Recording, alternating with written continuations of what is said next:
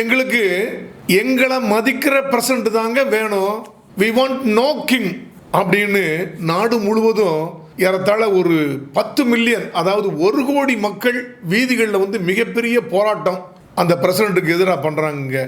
தன் நாட்டு மக்களிடம் இவ்வளவு பெரிய அதிருப்தியை, ஒரு குழப்பத்தை வச்சுக்கிட்டு அந்த பிரசிடண்ட்டு தான் கிங்கு மட்டும் இல்லைங்க, நான் தாங்க மிகப்பெரிய ஒரு சர்வாதிகாரி அப்படிங்கிற மாதிரி அந்த மமதையில் தன் நாட்டு மக்களின் அதே மாதிரி உலக மக்களுடைய வெறுப்பையெல்லாம் சேர்த்து சம்பாதிச்சுட்டு வராருங்க. எந்த நாடுங்க அது?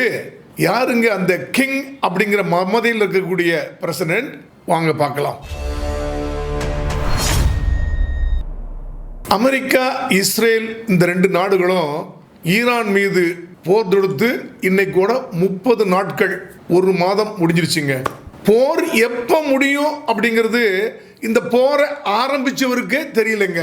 கையை விட்டு போயிடுச்சு. கடந்த 1 வாரத்துக்கு மேலே அமெரிக்கா வந்து நாங்கள் டெம்பரரியாக அந்த போரை வந்து பாஸ் பண்ணுறோம், நிறுத்தி வைக்கிறோம், நெகோசியேஷன், பீஸ் டீல் அப்படின்னு பீலா விட்டுக்கிட்டே இருக்கிறாங்க. முதல்ல ஒரு 5 நாட்களுக்கு 28/3/2026 இருந்து ஒரு 5 நாட்களுக்கு இந்த போரை நிறுத்தி வைக்கிறேன் அப்படின்னாரு. ஆனா திடீர்னு இன்னும் ஒரு 10 நாளைக்கு ஏப்ரல் மாதம் 6ஆம் தேதி வரை போரை நான் நிறுத்தி வைக்கிறேன், எக்ஸ்டெண்டட் அந்த பாஸ் அப்படின்னு சொன்னார். எதுக்குங்க?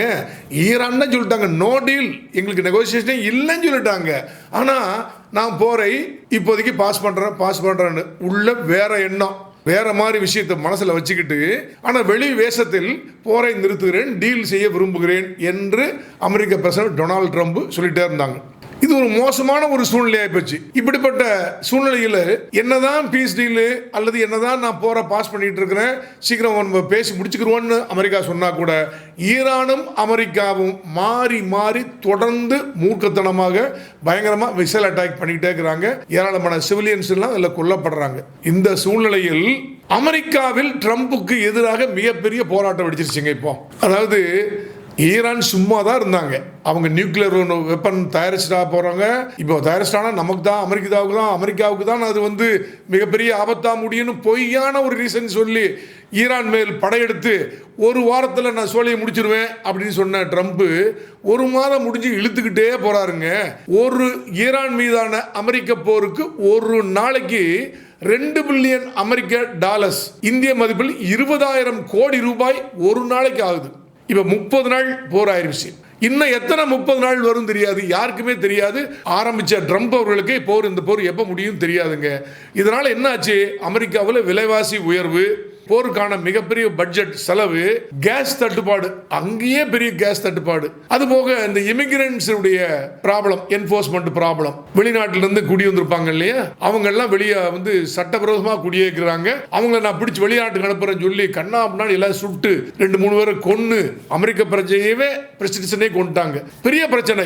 இது எல்லாத்தையும் காரணமா வச்சு இங்கேயே நமக்கு 1000 பிரச்சனை இருக்கு.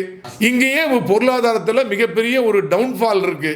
விலைவாசி உயர்வு, கேஸ் தட்டுப்பாடு. நேற்றுக்கு 28/3/2026 சனிக்கிழமை அமெரிக்காவுடைய 50 மாநிலங்களிலும் ஒரு 3100 இடங்களில் ஏறத்தாழ 1 கோடி அமெரிக்க மக்கள் வீதிக்கு வந்து, எல்லா சிட்டி, எல்லா டவுன், எல்லா வில்லேஜஸ் அப்படி எல்லாம் வந்து வீதியில் இறங்கி அமெரிக்க பிரசிடென்ட் டொனால்ட் ட்ரம்புக்கு எதிராக கோஷம் எழுப்பி we want no kings, எங்களுக்கு அரசர்கள் தேவையில்லை, எங்க அரசமைப்பு சட்டப்படி, எங்க கான்ஸ்டிடியூஷன் படி ஏற்படுத்தப்பட்ட பிரசிடென்ட் தாங்க வேணும் அப்படின்னு சொல்லிட்டு put down your crown clown அப்படின்னு, அதாவது டொனால்ட் ட்ரம்ப் என்று சொல்லப்பட்ட கோமாளியே உங்க தலையில நீங்களே ஒரு கிங் மாதிரி வச்சுக்கிற அந்த கிரவுனை தூக்கி போட்டு கீழே தூக்கி போடுங்க, we want president, we don't want any king அப்படின்னு சொல்லிட்டு பொதுமக்கள் பூரா எல்லா இடத்துலையும், அமெரிக்க பத்திரிகைகள் எல்லா பத்திரிகைகளுமே சொல்லிட்டாங்க. இது இப்படிப்பட்ட போராட்டம் நடத்துறது ட்ரம்புக்கு மிகப்பெரிய ஒரு தர்ம சங்கடம். ஏன்னா இப்ப நவம்பர் 2026 மிட் டர்ம் எலெக்ஷன் வருது, இது பாதிக்குமோ அப்படின்னு பேச ஆரம்பிச்சிட்டாரு. வாரம் வந்து இன்னமும் ஒரு 6 மாசத்துக்கு அப்படி 1 வருஷத்துக்கு இழுத்துட்டே போனோம்னா வார் டைம்ல எலெக்ஷனே வராது. ஒருவேளை அதுக்கு ட்ரை பண்றாரா என்னமோ தெரியலைங்க. ஆக வார் ஆரம்பிச்சு 1 மாதம் கழிச்சு கூட அமெரிக்காவால ஈரானை பணிய வைக்க முடியல. ஒரு பக்கம் பேச்சுவார்த்தை அப்படின்னு ஒரு பசப்பு வார்த்தை, மறுபக்கம் சைலண்டா நிறைய கிரவுண்ட் போர்சஸ் பூரா கொண்டு போய் அங்க கொண்டு இறக்கிட்டே இருக்காரு. இப்போ யுஎஸ்எஸ் ஆப்ரஹாம் லிங்கன் அப்படிங்கிற வார்ஷிப் வந்து அந்த இடத்துல இருந்து வெளி தள்ளி போயிட்டா சொன்னாங்க. இப்போ நைஸா மத்திய தரைக்கடல் பகுதியில் ஈரானுடைய அந்த கார்க் ஐலண்டு பக்கத்தில் அப்படி கொண்டு வந்துட்டு இருக்காங்க அப்படிங்கிறது ஈரானே சொல்லுது. நீங்க வர்றீங்க எங்க ஃபயரிங் ரேஞ்சுக்குள்ள நீங்க வாங்க, உண்டுலன்னு பண்ற அந்த கப்பலை அப்படின்னு ஈரான் சொல்றாங்க. ஆக யுஎஸ்எஸ் ஆப்ரஹாம் லிங்கன் வந்துகிட்டு இருக்கு. அதுபோக அமெரிக்காவுடைய ஏர்பான் 82வது டிவிஷன் எலைட் ஃபோர்ஸ் அப்படின்னு சொல்லக்கூடிய மிகப்பெரிய ஒரு எமர்ஜென்சி சிச்சுவேஷன் ஆக்ட் பண்ணக்கூடிய அந்த போர் வீரர்கள்ல 2000 to 3000 பேரை இப்போ இறக்கிட்டாங்க அப்படின்னு சொல்றாங்க. அது மட்டும் இல்லைங்க, யுஎஸ்எஸ் ட்ரைபோலி அப்படின்னு சொல்லி ஆம்பிபிஎஸ் ஃபோர்ஸ் அப்படிம்பாங்க. அதாவது நிலம் நீர் ரெண்டுலையுமே வந்து பயங்கர எஃபெக்ட் இருக்கும், தவளை மாதிரி. அப்படிப்பட்ட வீரர்களை கொண்டு வந்து இப்போ ஏறத்தாழ 2000 வீரர்களை கொண்டு வந்திருக்காங்க. அந்த யுஎஸ்எஸ் ட்ரிபோலியில் F-35 ஸ்டெல்த் ஃபைட்டர் ஜெட்ஸ் நிறைய இருக்குது. இதெல்லாம் கொண்டு வந்து இப்போ ஈரானுக்கு பக்கத்தில் கொண்டு வந்து நிறுத்துறாங்க அப்படின்னு அர்த்தம். இது போக ஒரு 10,000 கிரவுண்ட் ஃபோர்ஸஸை கொண்டாந்து நிறுத்த போகிறேன் அப்படிங்கிறார். ஏங்க ட்ரம்ப் அவர்களே, நீங்கள் தான் வந்து சமாதான பேச்சுவார்த்தை நடத்துறீங்க. ஒரு 15 பாயிண்ட் பீஸ் பிளான் அப்படின்னு வந்து பாகிஸ்தான் பிரசிடென்ட் அவருடைய ஃபீல்டு மார்ஷல் கொடுத்து ஈரான்கிட்ட கொடுத்துட்டீங்க. எஸ், பீஸ் வார்த்தை பீஸ் அந்த இது வந்து கோயிங் ஆன். அவங்க ஈரான் ஒத்துக்கிட்டாங்க, எனக்கு பெரிய கிஃப்ட் பிரசன்ட்லாம் கொடுத்துருக்காங்க, நல்ல சீக்கிரமா முடிஞ்சிடும் அப்படின்னு சொல்லிட்டே இருக்கீங்க. சொல்லிக்கிட்டு இப்படி ஏகப்பட்ட கிரவுண்ட் ஃபோர்ஸை ஈரான் பக்கத்தில் அனுப்பிட்டு இருக்கீங்க. அப்போ உங்க நோக்கம் வார நிறுத்துறது இல்லை, எதையோ பிடிக்கிறதுக்கு நீங்க ட்ரை பண்றீங்க. கண்டிப்பாக அங்க இருக்கிற கார்க் ஐலாண்டு என்று சொல்ல ஈரானுடைய பெரிய கிரவுண்ட் ஜோல் என்று சொல்லப்பட்ட கார்க் ஐலாண்டை பிடிக்கணும்.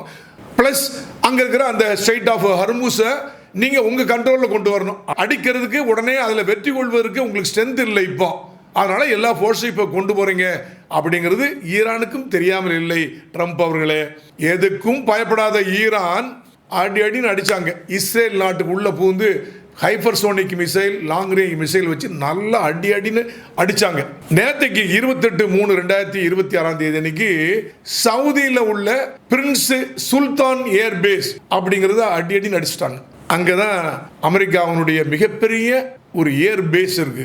அங்கிருந்த நிறைய அமெரிக்காவுடைய ஏர்கிராஃப்ட் எல்லாம் சின்னபணமாகி போச்சு, ரன்வே சின்னபணமாகி போச்சு.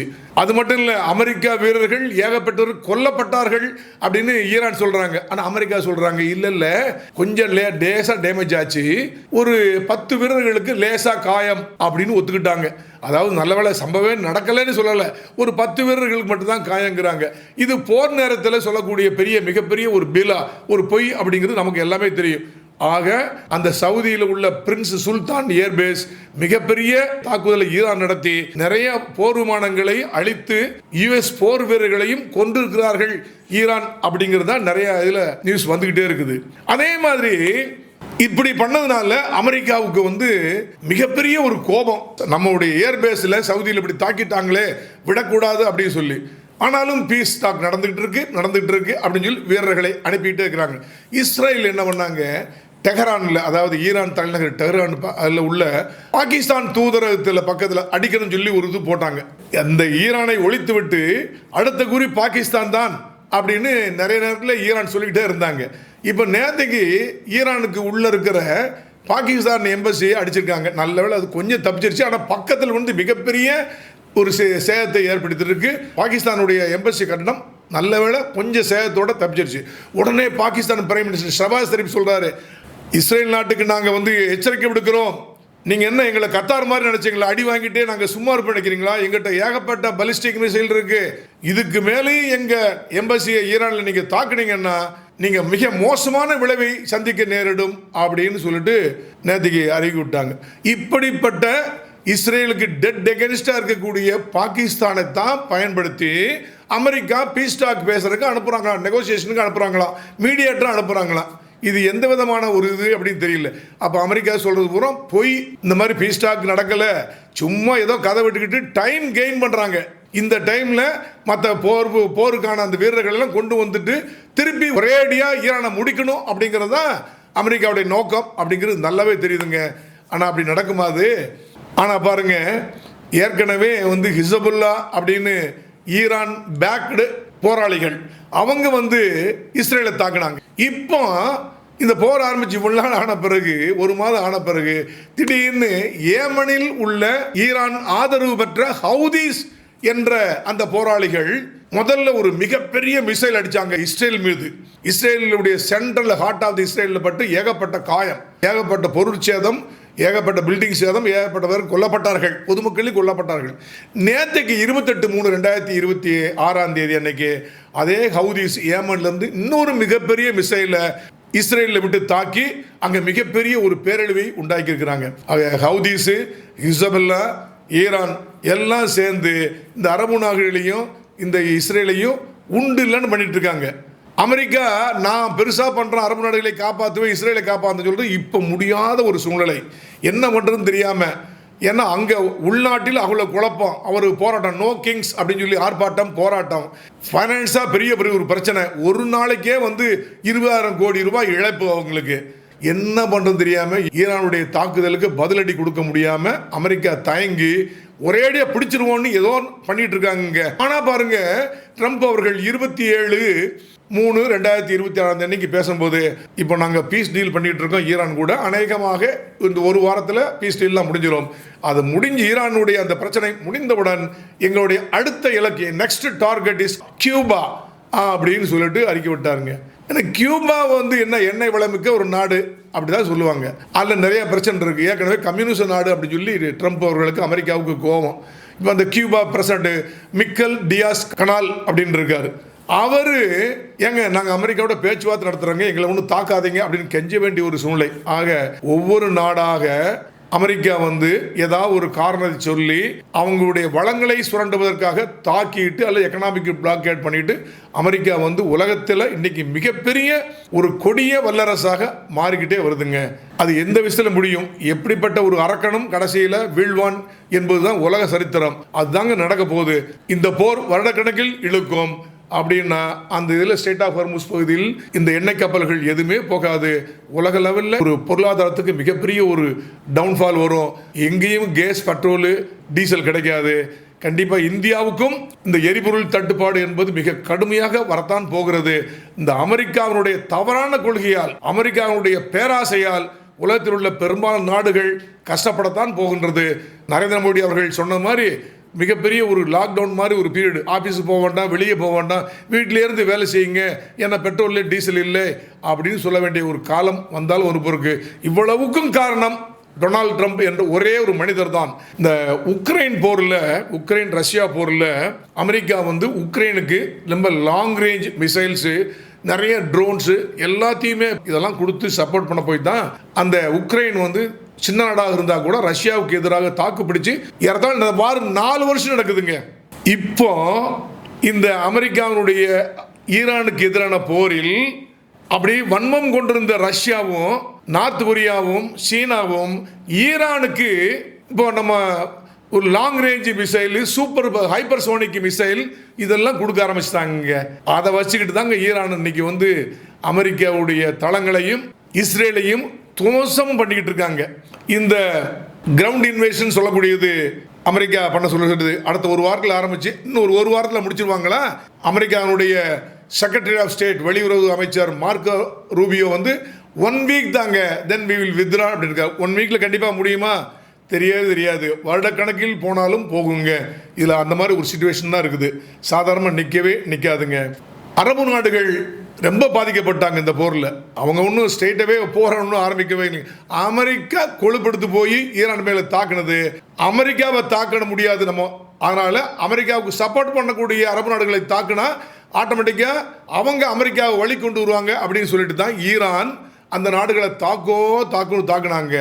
ஆக அந்த அரபு நாடுகள் இப்போதைக்கு ஈரானுடைய அடியிலிருந்து அவங்க தப்பிக்கணும்னா ஒரே வழி, அவங்க நாட்டில் உள்ள அமெரிக்க பேஸ்கள்லாம் நாங்கள் மூடிட்டோங்க, அமெரிக்காவுக்கு இனிமேல் நோ பெர்மிஷன் அப்படின்னு சொன்னால் போதும், அந்த அரபு நாடுகள்லாம் உடனே தப்பிச்சிருங்க. இப்போ இதுவரைக்கும் ஈரான் தாக்குதலில் சேதமடைந்த அந்த அரபு நாடுகள் அந்த சேதத்தை எல்லாம் சரி பண்ணி பழைய நிலைக்கு வரனாலே இன்னும் ஒரு 10 வருஷம் ஆயிருக்கும் போலுங்க. அவ்வளவு அடி அங்கே வாங்கிட்டு இருக்காங்க. ஆக அமெரிக்கா தான் இந்த உலகத்தில் மிகப்பெரிய வல்லரசு அப்படிங்கிற பிம்பம் நாளுக்கு நாள் உடைந்து கொண்டே வருகுதுங்க. அதை மாதிரி வல்லவனுக்கு வல்லவன் ஈரான் அப்படிங்கிறது தான் இப்போதைய உண்மைங்க.